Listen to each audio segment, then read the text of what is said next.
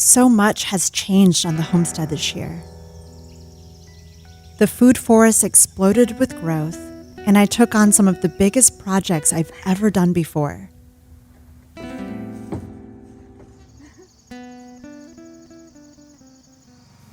It's always good to look back and remember everything that we did, some of which I had forgotten about.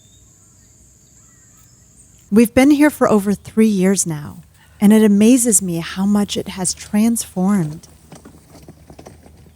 I never thought I'd be doing this, especially after living in the city for most of my life. Coming here from Arizona, there was only the house and the land. Everything else was imagined and then made into reality. And as you can see here,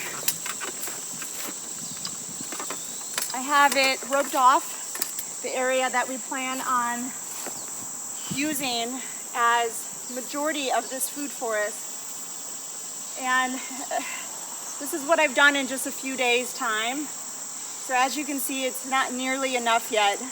There's still a lot of work to do, so there's going to be days ahead of me doing a lot of this work.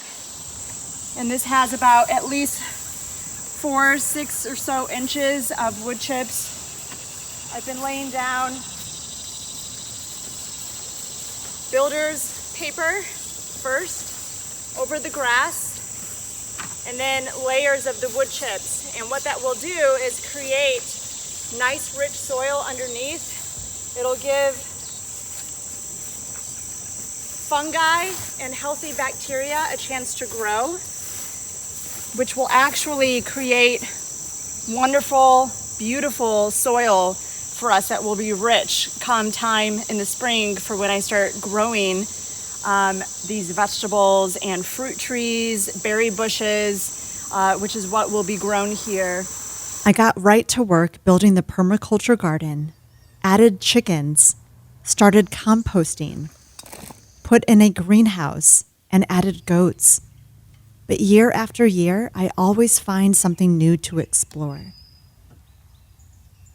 It's definitely not perfect, and I've learned some things the hard way along the way. But I'm doing it, turning my dream into a reality. An edible food forest among the trees, full of life and love, to sustain us for years to come.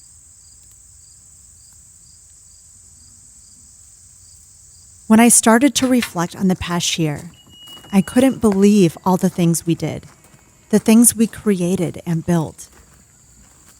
I remember at the beginning of the year being so excited when I found an old oil burner that my neighbor was selling for cheap. I had been wanting to make biochar for the garden to enrich the soil, and got the idea right away to convert it into a kiln. It took some work, but we added a door and holes for ventilation, cleaned it out, and started to fill it with hard cedar wood. When making biochar, the wood burns long and slow in a controlled way, so that by the end of it, you end up with an activated charcoal that is super high in minerals that the soil absolutely loves.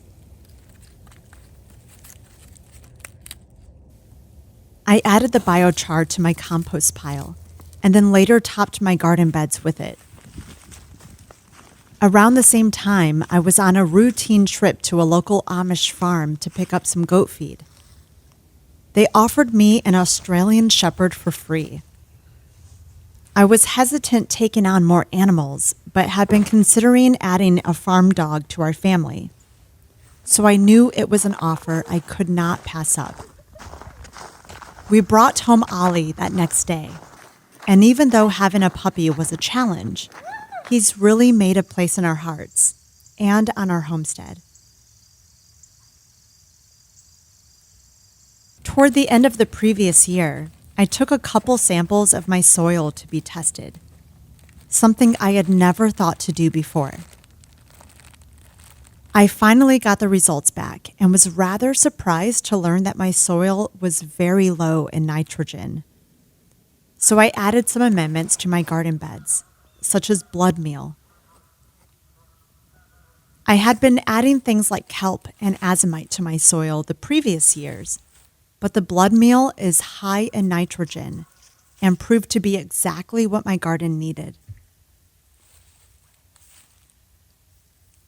Every February, I start to grow ginger, but this year was the first time I decided to try growing wasabi too.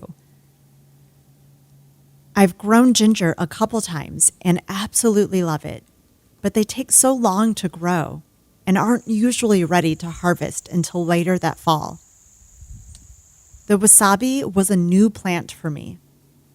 I learned what I could and decided to give it a try. It's the kind of plant that normally doesn't do well in my climate, just like the ginger plants. So I knew I would have to keep it in pots and baby them just as much. The plant started to grow, and I got so excited. But then it died. I'm not sure what happened. Maybe too much water, but I'm going to try again this year. We had a rough winter. It was the goats' first time seeing snow, and the first time we had to prepare their shed for the colder weather. We added a heat lamp to keep them warm, extra bedding, and a heated bucket to keep their water from freezing. They survived the winter, and so did we. As soon as the weather started to break, my dad came into town to help us with the biggest build job we had ever done. Being from the city, a project like this was a big undertaking. I had been storing the goats' hay in my greenhouse, a few bales at a time. But I knew I would need a more permanent place to store it. So we decided to build a shed. I bought some plans online that seemed easy and said it would take a couple of days to complete. But I quickly realized it was much more complicated than that, especially for people like us who had no idea what they were doing and a new puppy in the house. 7, 3 and a quarter. Okay. Yeah. All right. Okay. Let's go on the inside zone, right? Yeah. All right. Is this right? Are we sure? Yeah. Okay. Let me look at it. I'm sure that is though, because that's Okay. But you gotta keep it straight, because otherwise you're gonna come out this side. I gotcha. I can drill. Alright, You just came out this side! I told you! Oh, that thing must have said, I don't know what it did. Alright. But if I would have went over as far as you said. You would have been dead on! Alright, here we go. After nearly a week and many tireless nights, we finished the shed. It was such a relief once it was all over. And even though at the time I was super stressed out, crying, saying that I would never build anything like that again, I'm now thinking about picking up the tools again to build something new this year. When projects like this truly stretch you, there's nothing like looking at the finished work with pride, knowing that you did it. You pushed through and actually did it. It's an amazing feeling and one I will never forget. Once the shed was done, I was able to turn my focus onto the garden. I decided to experiment by adding a couple of raised beds. I purchased the patina beds from Birdie's and couldn't wait to set them up. They were fairly simple to put together and eventually would naturally rust to look like the moon arbor I already had. I lined the bottom of them with some wood logs and then filled them with goat manure and fresh compost. I planted things like potatoes and, later in the season, squash.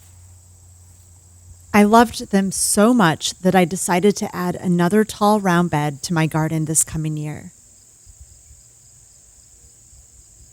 In past years, I tried to start as many plants as I could in the greenhouse and then transplanted them into the garden. But I kept noticing that the plants I would direct sow always seemed to do so much better. They were stronger and healthier plants. So I decided that this year I would direct sow nearly all of my plants. It was strange not having a greenhouse full of plants, but I wanted to see how much of a difference it would make in my garden by sowing the seeds directly into the earth, as opposed to plastic seed starting flats. Something felt more natural about doing it this way, and there was something meditative about the process of dropping those seeds one by one into the earth. I had also come across some information about electroculture, an old-timey method using wood and copper to stimulate energy beneath the soil that helps plants thrive and grow even bigger. I decided to give it a try, so I found a tall wooden log on my land and wrapped it with copper wire. One end of the wire goes deep within the ground as it coils upward towards the sky. I put this in the center of my garden to test it out. And as the garden season picked up throughout the year, I definitely saw significant rapid growth, much more than I ever had the previous years. So it's something I plan to continue in my garden. There were some plants I did start early in the greenhouse, such as tomatoes and peppers. I hadn't had much luck growing peppers the last couple of years, so I decided to try growing them in pots. I set up a bench in my garden and lined them with pots that were filled with a variety of pepper plants and herbs. It was my first year successfully growing peppers, so I'll continue to grow them this way. The pots added some more beauty to the garden as well. I also added more flowers in my cottage garden near the house and hope to have it full of vibrant color year after year that the bees and butterflies will love. At the start of spring, it's always something that gets me so excited. The first signs of new life and much needed color returning to the earth. The previous year, I dug a small swale along our creek to help reduce the amount of flooding we had been experiencing leading to our pasture. I used all of that dirt to build 2 hugelkultur beds where I planted wildflowers for the bees. But most of the mounded beds got washed away by the heavy rains and flood. So I decided to fill the swale back up with the dirt that was left from the hugelkultur beds and return that area of our land back to the wild.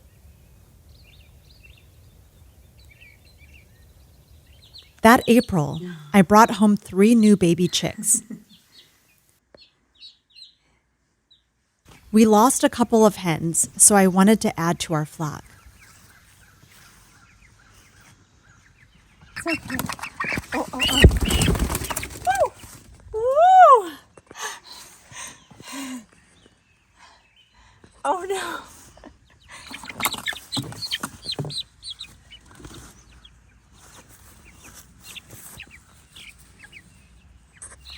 Okay. It's okay.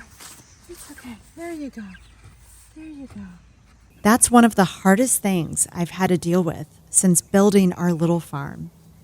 Loss. We lost our rooster this year too, which was especially tough. He was the best rooster and died protecting his ladies. When you live out here, it's the harsh side of reality that you must learn how to face. Predators are everywhere. But I've come to see it in a new light. The animals we care for here are well fed, protected, and nurtured. But in the wild, the animals have no choice but to take care of themselves. They do anything and everything they can to survive. They're not being fed by people like me. They have to find their food, hunt for it. They're doing what they can to live. So we do the best we can to keep the animals we care for protected and well. I got a portable fence for the goats so that I can move them around on our property, let them forage, and clear areas of land that need clearing.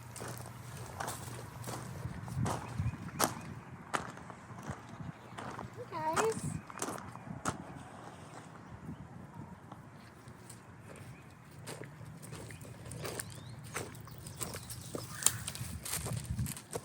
You ready?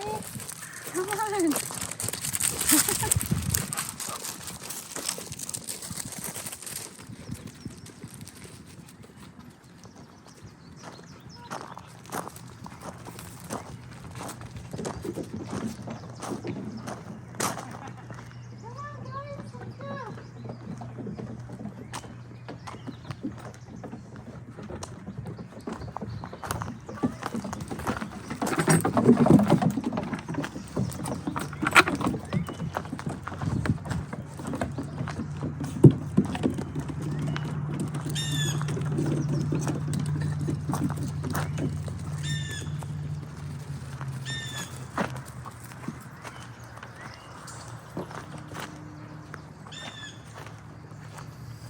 I also got one for the chickens.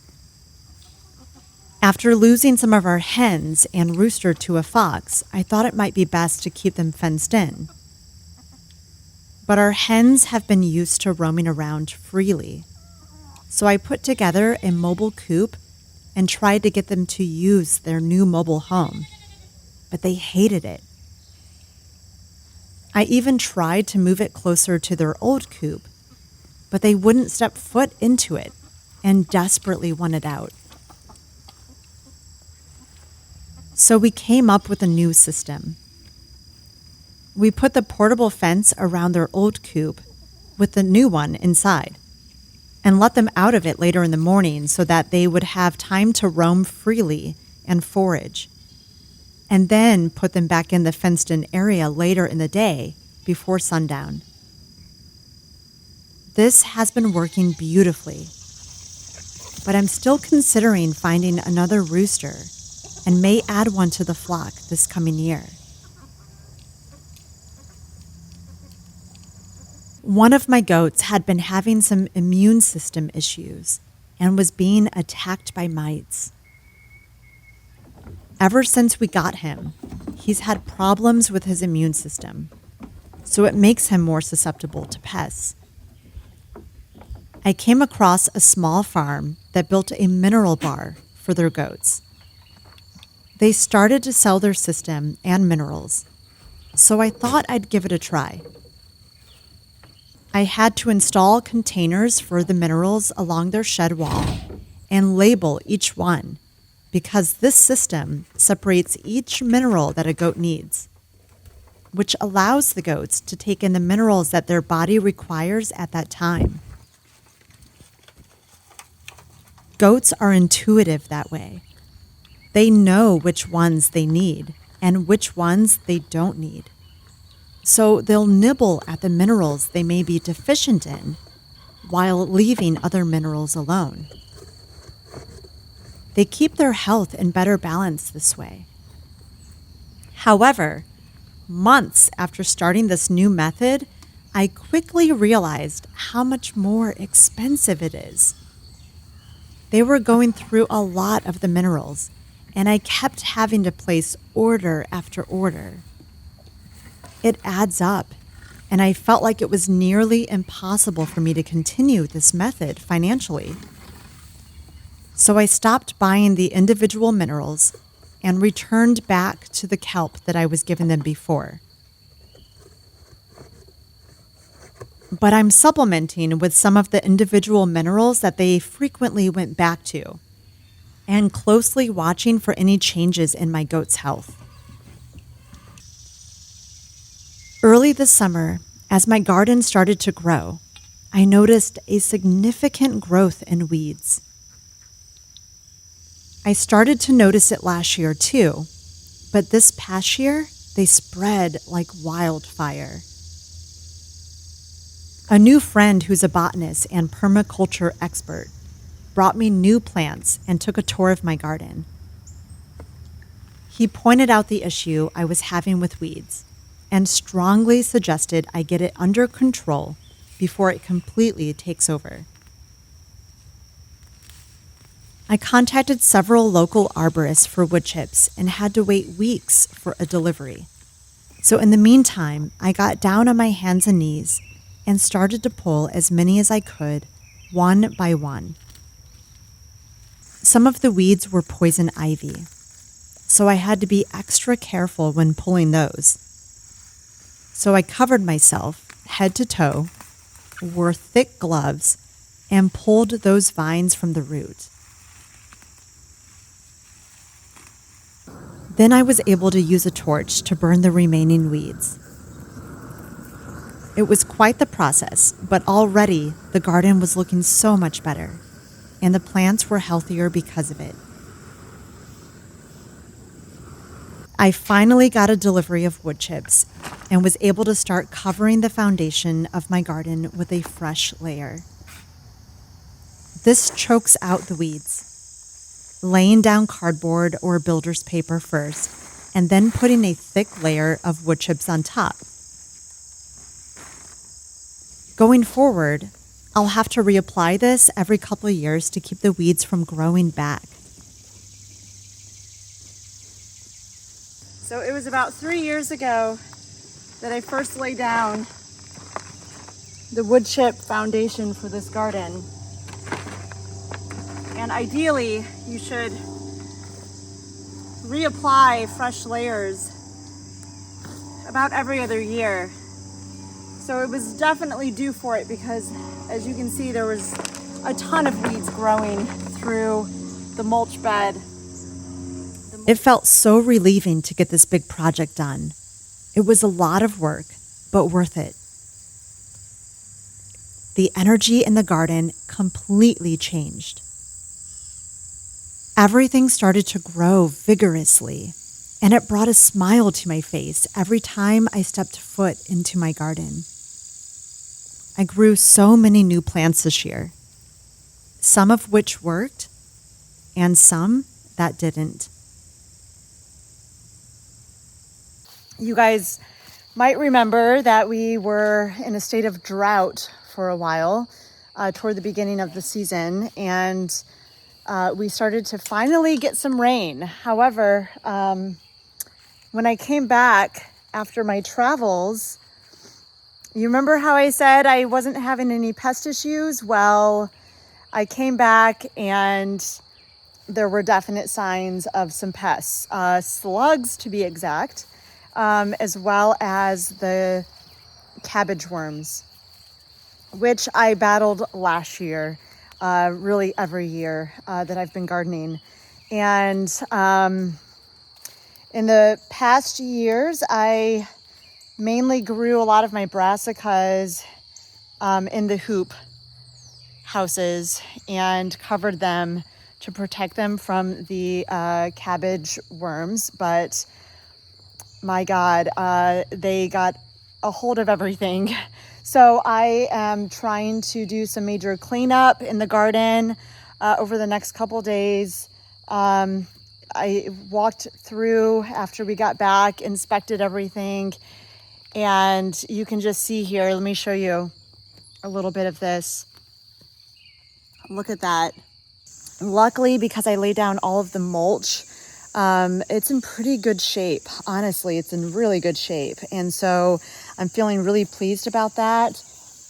You can see here some of the winter squash that I had planted toward, I think it was like late midsummer.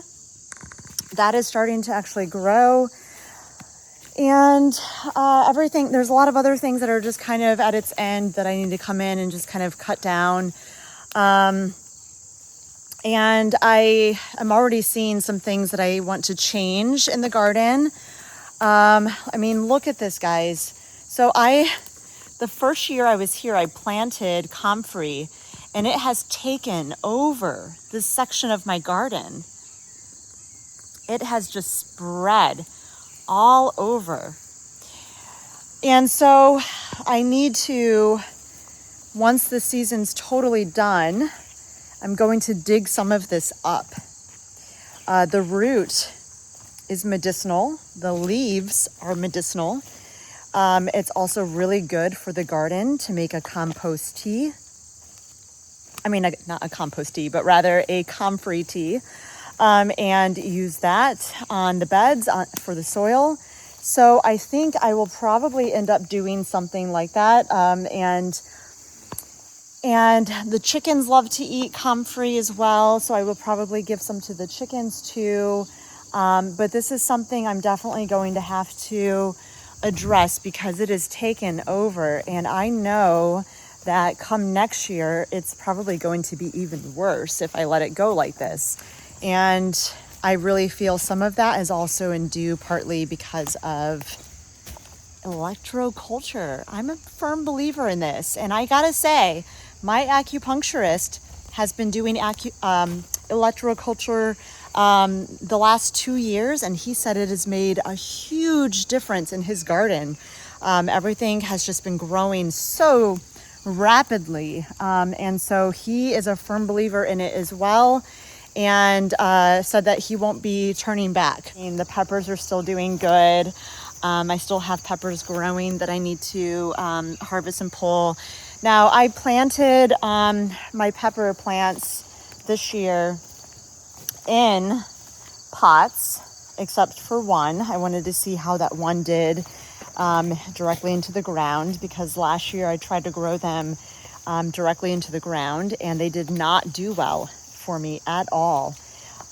So this year, the plants that I do have, I think that the one that's in the ground, it's doing okay, but because of where it's at, it's next to that one of the comfrey plants, and I've really been having to come out here throughout the summer and just cut back that comfrey because it is just, again, this one here too is spreading. It gets really, really big, and it will take over anything else that's around it.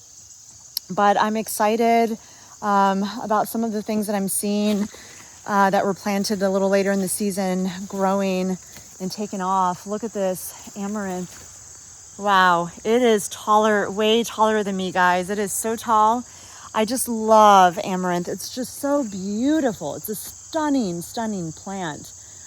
So it's really gorgeous to see that right now, especially this time of year with that color. It's such a rich maroon, like burgundy color. It's just gorgeous. Things are quieting down, and that feels really good to me. I can feel that shift happening with the season right now, and it just seems like the timing for me too, and what I'm going through is everything is just in that alignment. I can feel it. So it feels right to just kind of let things go right now. I was able to harvest some berries for the first time since I planted them a couple of years ago, such as elderberry. I was able to make elderberry syrup, which is so good for the body and the immune system.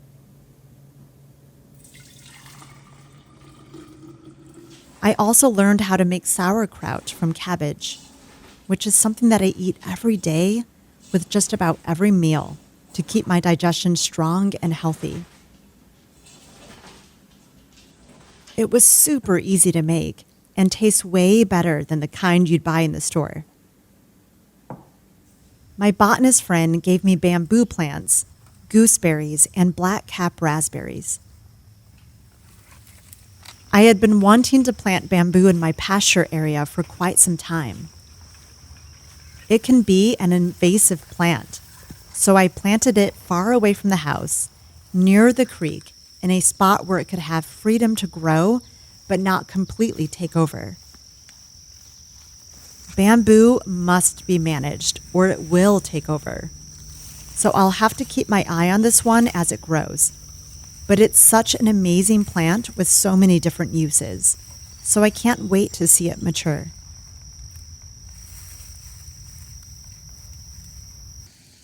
This past summer was intense, very hot and humid. Some of the plants suffered, but so did my all-season tent. I had it for only a year and set it up the previous fall. I put it to test and left it up year-round. It survived the winter, and we got a lot of use out of it. But once summer hit, mold spread all over it. It happened quickly. We tried everything to rescue this tent, but nothing we tried worked. I was completely gutted because I loved this tent so much, but it was past the point of no return, so I had to say goodbye. It was a hard lesson learned and a painful one, especially since it was an all-weather tent and advertised as being mold resistant. Had I known that the humidity would have done this to it, I would not have left it up year-round.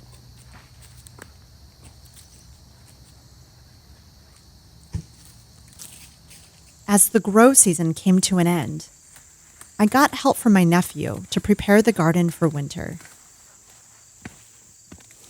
We cleaned out plants that had reached its end, and I even removed some that were starting to take up too much room in my garden, such as comfrey. Comfrey is an amazing plant, so I left some of it behind, but it can spread like crazy and started to, so I had to cut it back and dig it up from the root. This freed up a lot more space in my garden, so I'm excited to grow even more variety of plants next year.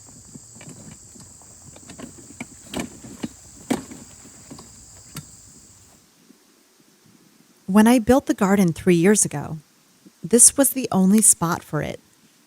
We live in the middle of the woods, surrounded by trees. So in front of the house is where most of the sun hits and where there was the most space for one. But there were 2 trees there, which were barely producing any leaves at the time. So I had a feeling that they were dead already. And sure enough, we had an arborist check them out and confirm that they needed to be removed. But it was tricky because they were in my garden, on either side of my moon arbor, and surrounded by a fence. So the arborist had to bring their crane to remove the trees piece by piece. It was quite the process, and now the garden looks so different without them there. I'm still adjusting to the change because I was quite fond of the trees, but I'm already getting ideas for the new space it created. Inside the house, I started to experiment with growing mushrooms. I tried to grow mushrooms outside over a year ago, but the logs I inoculated didn't produce any fruit. I think some of that was due to the logs drying out. So I decided to try again, but this time, indoors.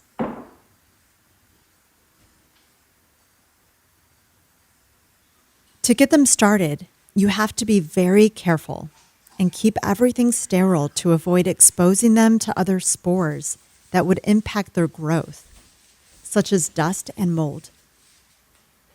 But I was able to grow them without any issues and cannot wait to try growing more. As the year comes to a close, and I reflect on everything I grew, the animals we brought in, the ones we lost, the projects we completed, and the things we built, I'm already thinking about next year. When I'm working in my garden, Time stands still. But year after year, as I watch it grow, I'm reminded that time transports us. Seasons come and go as we move from the cold of winter into the intense heat of summer. A cycle that repeats every year. And with each passing day, we are born again. As the sun rises and again sets, making way for the moon to reveal its magic and carry us into a new beginning.